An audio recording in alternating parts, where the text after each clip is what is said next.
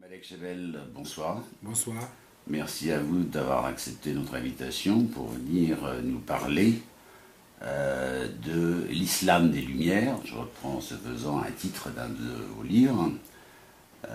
Vous êtes ethnologue, anthropologue, philosophe des religions. Enfin, oui, voilà, c'est tout. C'est tout. Ouais, C'est tout. c'est déjà pas mal. C'est déjà voilà. Et je crois très attaché à lutter contre cette assimilation trop fréquente que l'on fait entre le monde arabe, le monde musulman, l'islamisme, y compris dans son expression la plus extrême. Comment expliquez-vous ces dérapages? Ben, vous venez un peu de l'amorcer en quelque sorte par votre présentation. On parle de monde arabe, on parle de pays voisins et pas voisins, on parle d'islam, on parle de mouvements musulmans, on parle d'islamistes, on parle de fondamentalistes, et sans compter les doctrines et les situations politiques et les régimes. Donc ce sont là autant d'occasions pour que le pataquès final se produise. Malheureusement, il se produit bien sûr loin de la terre de France, mais parfois on a des conséquences directes et indirectes de cette confusion dans l'organisation de l'islam mondial. Et a posteriori, évidemment, et plus que jamais, en effet, dans l'organisation de l'islam de France lui-même. Alors, ce qui est terrible, c'est que, comme on entend peu les musulmans non intégristes, si j'ose dire, Oui. finalement, on a le sentiment que le monopole du verbe est entre les mains des intégristes. Oui, parce que les intégristes, ils ont quand même d'autres moyens pour se faire entendre. Et c'est accessoirement qu'ils parlent. En fait, eux, ils agissent, malheureusement, c'est des semeurs de mort.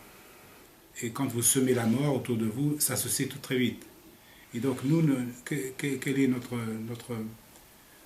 plus-value à nous? C'est que nous sommes là, nous connaissons les usages, nous connaissons l'histoire, nous connaissons les mœurs, et nous essayons d'expliquer aux uns et aux autres, aussi bien donc aux autochtones de ce pays comme aux autochtones des autres pays, les points de force, les identités, les philosophies, ce qui distingue la France des autres pays, ce qui distingue l'islam des autres religions. Et c'est un travail patient, un travail lent, un travail toujours aléatoire, et qui a besoin de s'installer sur la longue durée, et qui a besoin de moyens. Or, nous manquons de la longue durée, nous manquons de moyens, nous manquons de personnel, et nous manquons de leadership. Et donc nous nous affrontons à différents projets grandioses, très, si vous voulez, très vertueux à la base, mais avec un effet très très moyen, très limité, très contrarié par l'absence de structures organisationnelles faites pour ça. Vous considérez quand même qu'il y a un écueil assez terrible dans les pays musulmans qui tient à la confusion entre la sphère politique et la sphère religieuse. Exactement.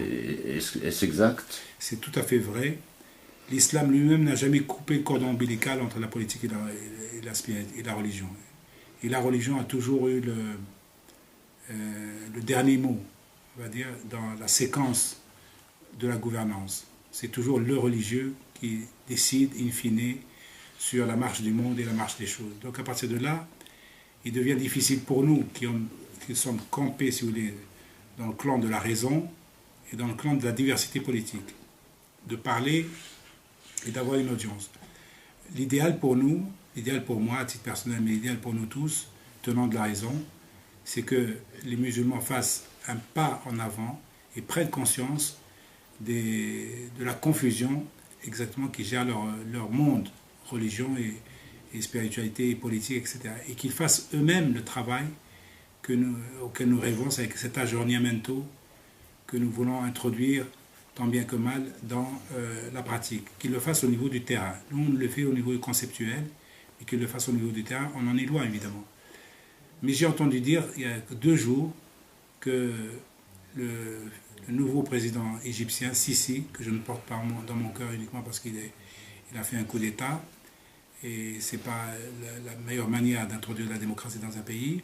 Enfin, il a fait comme un pas assez spectaculaire, c'est de parler à l'université, la grande université de Caire, à 1000 étudiants musulmans, avec sûrement quelques éléments islamistes dedans, qu'il est temps maintenant de pousser à la réforme de l'islam. Ça a été formellement dit. Et j'ai dans ma boîte mail le texte en arabe que je dois traduire pour des confrères français ici, des journalistes français.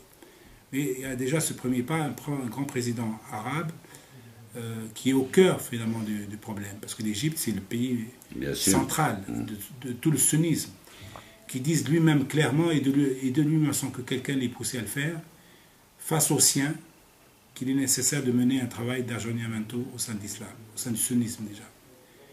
Et je dirais que la Turquie joue un rôle aussi, enfin, encore que la Turquie, elle est partie à la base d'un système califal, elle se retrouve avec un système militaire, puis un système religieux, mais la volonté qu'émettent les Turcs, que formulent les Turcs de vouloir rentrer dans l'Europe, les pousse quand même à faire quelques efforts pour pacifier un peu les esprits dans ce pays multiculturel, multiconfessionnel. Je dirais que l'autre élément positif, c'est les printemps arabes. On voit bien que les peuples maintenant arabes n'acceptent plus, n'avalent plus comme sonnantes et trébuchantes des réalités qui ne sont pas les leurs. Et n'acceptent plus des leaderships, des leaderships despotiques. Donc là, ils veulent participer au débat de la politique chez eux. Et c'est un bon élément pour l'islam des Lumières.